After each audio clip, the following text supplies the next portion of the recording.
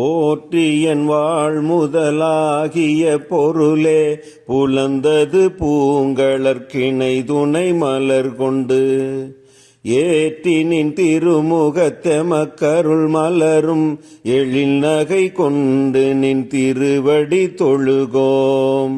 சேற்றிதழ் கமலங்கள் மலரும் தன் வயல் சூழ் திருப்பெருந்துறை உரை சிவபெருமானே.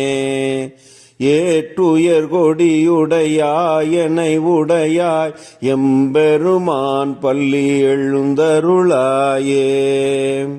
என் வாழ்நாள் முதல் பொருளே, பொழுது புலந்து விட்டது. பூ போன்ற உன் திருவடிகளில் மலர் தூவி வழிபட வந்துள்ளேன். எம்பெருமானே, நின் அழகிய திருமுகத்தில் புன்னகை கொண்டு அருள் செய்வாய். சேற்றில் மலரும் செந்தாமரைகள் கொண்ட திருப்பெருந்துறை உறையும் சிவபெருமானே, காலை கொடி உடையோனே, அடியார்களை பெற்றவனே, எங்கள் இதயப்படுக்கையை விட்டு துயில் நீங்கி எழுந்தருள்வாயாக. போற்றி என் வாழ்முதலாகிய பொருளே புலந்தது பூங்களற்கிணை துணை மலர் கொண்டு ஏற்றினின் திருமுகத்தெமக்கருள் மலரும் எழில் நகை கொண்டு நின் திருவடி தொழுகோம். சேற்றிதழ் கமலங்கள் மலரும் தன் வயல் சூழ் திருப்பெருந்துறை உரை சிவபெருமானே. ஏற்றுயர் கொடியுடையாயனை உடையாய் எம்பெருமான் பள்ளி எழுந்தருளாயே. என் வாழ்நாள் முதல் பொருளே, பொழுது புலந்து விட்டது. பூ போன்ற உன் திருவடிகளில் மலர் தூவி வழிபட வந்துள்ளேன். எம்பெருமானே, நின் அழகிய திருமுகத்தில் புன்னகை கொண்டு அருள் செய்வாய்.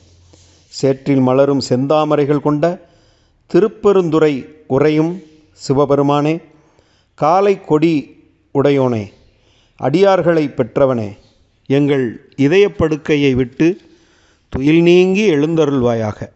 மாணிக்கவாசகர் இயற்பெயர் திருவாதவூரடிகள்.